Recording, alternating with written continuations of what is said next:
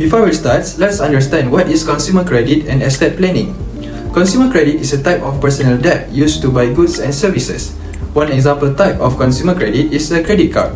Consumer credit can refer to any sorts of personal loan. It is most commonly used to refer to unsecured debt used to purchase ordinary goods and services. Consumer debt also, on the other hand, might include secure consumer loans such as vehicle loans and mortgage. Retailers, banks, and others provide consumer credit to allow customers to buy products right now and pay for them over time with interest. Some of the frequent types of consumer credit is like household item and electronics. The purpose of consumer credit is when emergency happen. Example, it can be helpful such as medical problems or when your car is break down. Consumer credit also can help you protecting against fraud with the help of contactless card and card locking features. Credit card offer a variety of techniques to safeguard oneself against fraud. Consumer credit has three importance.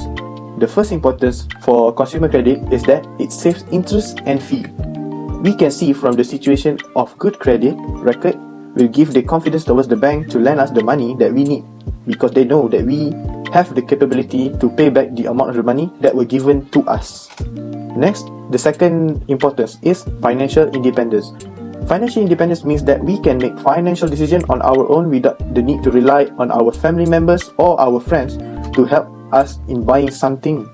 We can get the example of, imagine a person wants to buy a motorcycle, he can use the credit card to pay the down payment, but if the person don't use credit card, he need the help from the family or friends to lend them the money for the down payment.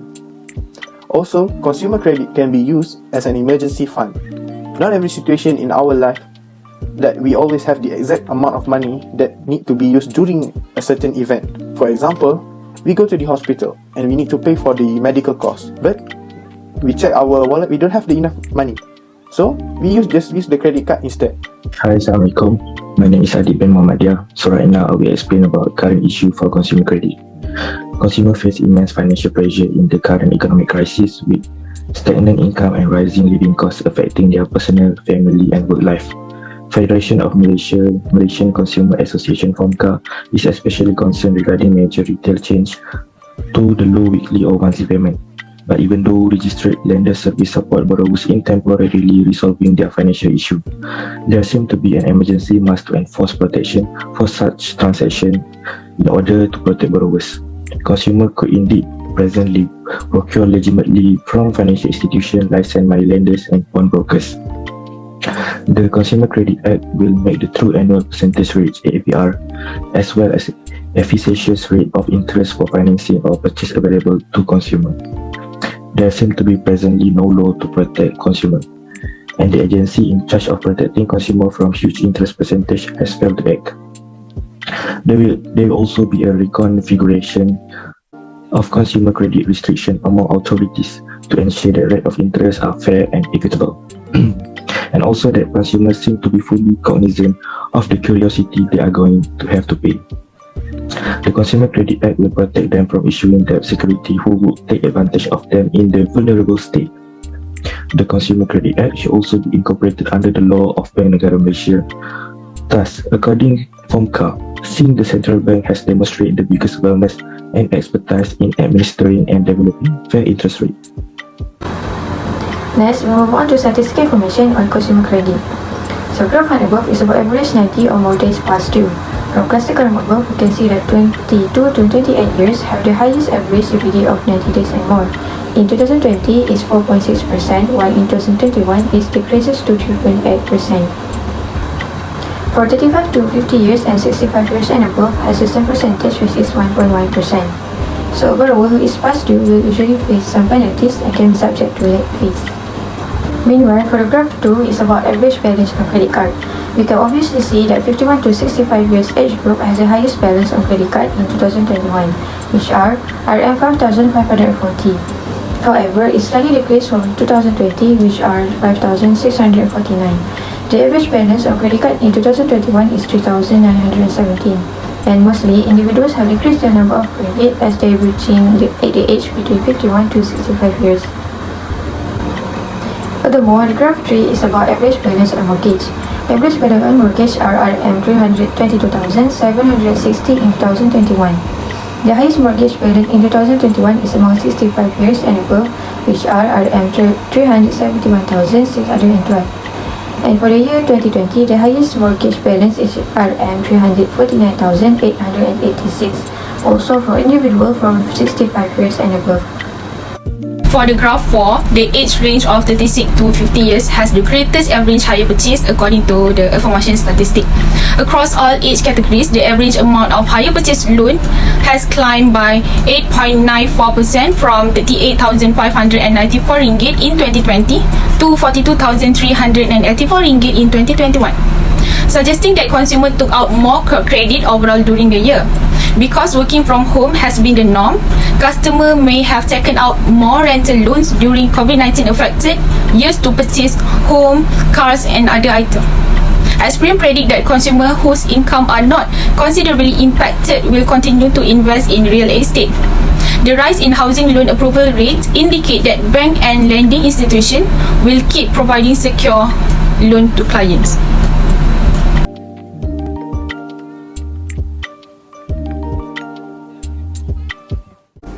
Moving on to the real estate planning. Estate planning involves deciding how a person's assets will be kept, managed and distributed after they pass away. First of all, what is estate? Estate is essentially everything you own, including your home, bank accounts, cars, life insurance and personal possession. With an estate plan, you can direct how those assets are distributed to the people you care. By making an estate planning, it can protect your children. You can decide who will take care of your child after your death. Individuals create estate for a variety of purposes, including maintaining family wealth, caring for surviving spouse and supporting children's education or leaving a charity legacy. Making an estate planning is very important to ensure property goes to the right beneficiaries. In the case of your death, your estate plan will specify where your asset will go. And the most important part is provide for your immediate family. Your estate plan will ensure that your surviving spouse has enough money to care for the family. The importance of estate planning is it stand above a will because estate planning allows us to appoint one representative like a lawyer to correctly distribute all of our estate. Meanwhile, a will usually tell who will inherit the estate and what should be done with the estate, and it's more like a general view compared to the estate planning that has detailed instructions. Also, estate planning helps to protect family members, especially the younger ones, because people will usually take advantage of the younger members to fulfill their own desire. And lastly, to avoid family feud. It is a very common case to see when one of the family members pass away leaving a large estate, it will always end up in a family feud because a will that were given to them will usually causes doubt towards the family members. Meanwhile, an estate planning ensures that the method that are used for it are hardly to cause doubt. The most recent Malaysia property market report. As the country economic recovery continued throughout the year, consumer spending in the market was likely to improve. Prospective home buyers are cautious due to the focus on rising inflation, looking for economic stability and increased job security. Buyers may be hesitant to proceed with their purchase plans until the economy improves because there are no financial incentives to take advantage of. Despite market improvement, post-COVID-19 effect continue to influence consumer sentiment. Meanwhile, analysts predict a rebound in real estate demand in the coming quarters as wealthy Malaysians turn to real estate as an inflation hedge. According to PERNIAGAAN Malaysia Financial Stability Review for the second half of 2021, the overall economy and the financial sector have clearly improved because land value is considered. The rising cost of landed properties offer greater potential for capital growth over time. Despite market signs of improvement and expected slow recovery in the second half of the year, home buyers continue to be hampered by affordability, inability to secure financing, job security and general economic stability. Millennials have consistently expressed a desire for condos in convenient locations, but despite the overhang, the lack of interest in an upkeep of this rising unit has revealed a price mismatch with the appetite of current buyers. The current political unrest and uncertainty surrounding economic and health regulation have further depressed the market, adding to buyers' tendency to wait and see. As a result, consumer sentiment is likely to improve in tandem with the economic environment recovery and the availability of government programs that will lead to greater financial security during this time of period. This graph displays the age range for those who have written wasiat based on figure 1. This statistic received responses from 231 people in total. The most privileged age group with 67.5% of the overall population was between 26 and 40 years old. The figure in the second table indicate there are 70.6% or roughly 163 people who are married. In the third table, the graph above comprise a total 46 people or 90.9% of those people who have made wasiat, and 185 people of Malaysian population are still without a will. For a number of reasons, many population are no longer writing wasiat.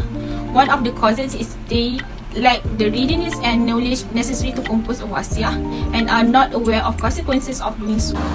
Moreover, on graph 1, the cluster bar is about motive of leaving a wasiat.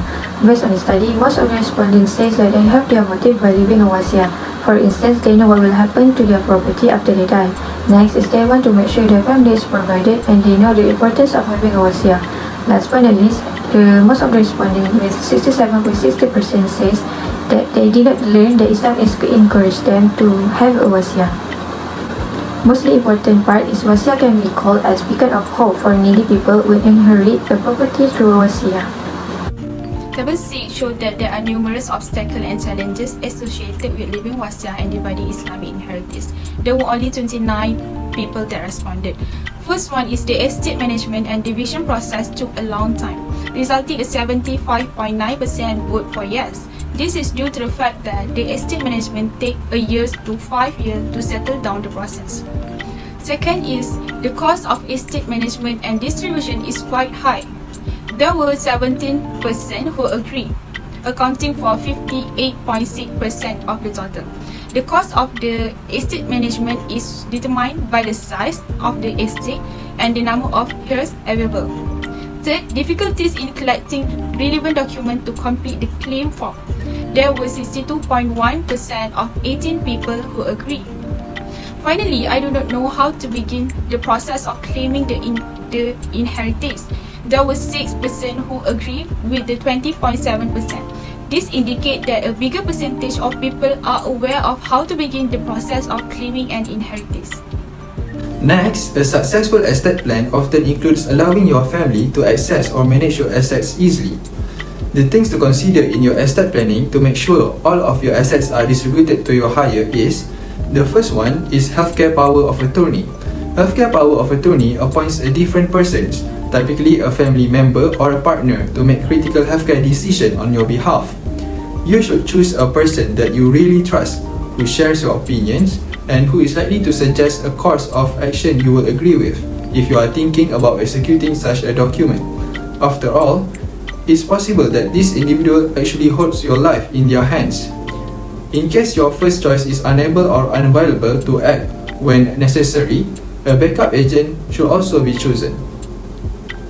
Moreover, making an estate plan, you need to consider a guardianship designations. Although this provision is included in many wills and trusts, some do not. Selecting a guardian is crucial and frequently forgotten whether you have a young children or want to have a children. Make sure the person you select agrees with your viewpoints, is financially stable, and is genuinely interested in starting a family. As with other designations, an additional guardian should be mentioned. Without this designation, a court can decide that your kids should live with a relative you wouldn't have chosen.